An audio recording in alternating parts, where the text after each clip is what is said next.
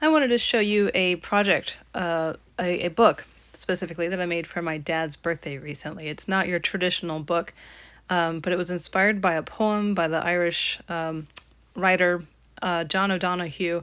The poem itself I printed on a piece of tracing paper that I then overlaid on top of a an illustration that I did, and it's an illustration that incorporates a lot of nature and sort of a sense of maybe time passing or movement with this line that weaves in and out of all the different subjects. The illustrations themselves are not specifically based on the poem, they were just merely inspired by it. And I wanted to use different materials, colored pencils and pens, and just kind of work on a whim with this piece.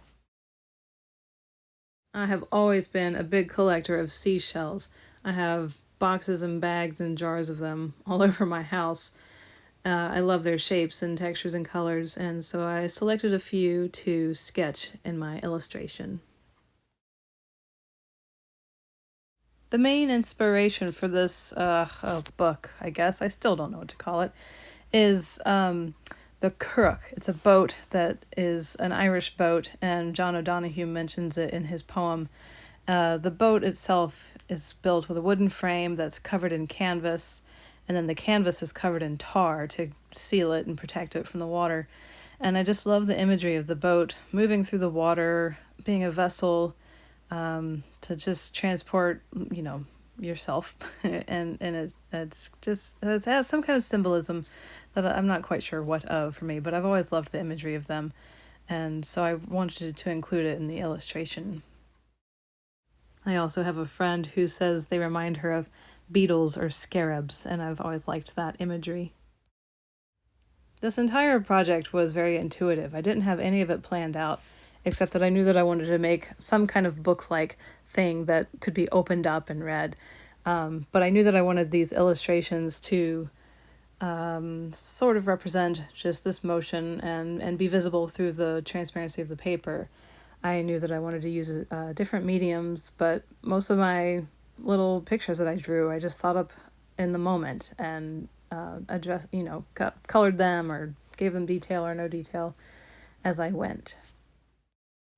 I guess that's often been one of my favorite things and one of my least favorite things about my own art process is that a lot of what I make is based on ideas of colors or subject matter that I'm interested in, but then I just make it up as I go, and then once it's on the piece of paper or the canvas or whatever surface I'm working on, it ends up evolving.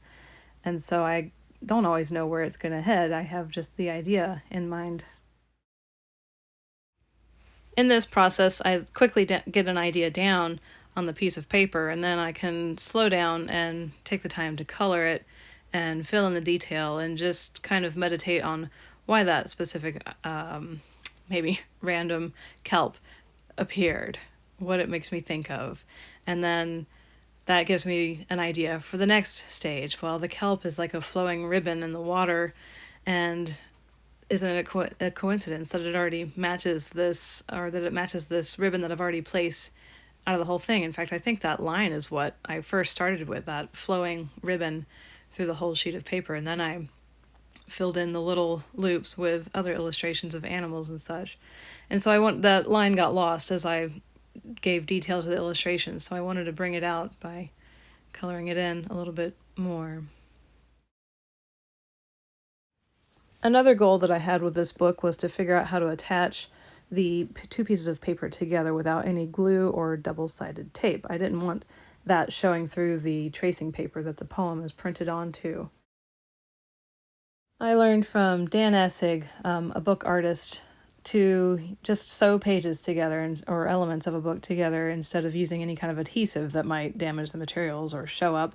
And so I used some linen thread that I have dyed in walnut ink and coated it in beeswax. The beeswax helps the thread just hold its shape more and not slacken and fray.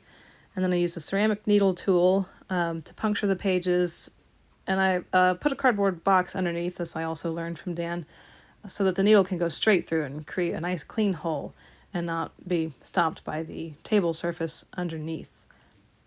And I just wanted to sew simple knots into this paper. These are just regular sewing needles that I have.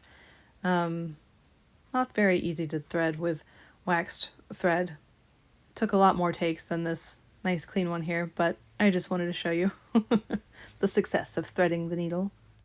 The tracing paper is really brittle and rather hard to puncture without ripping. And in fact, I did rip it later, but it was rather challenging to get the very rough, coarse thread through this paper, so I had to be very careful with it.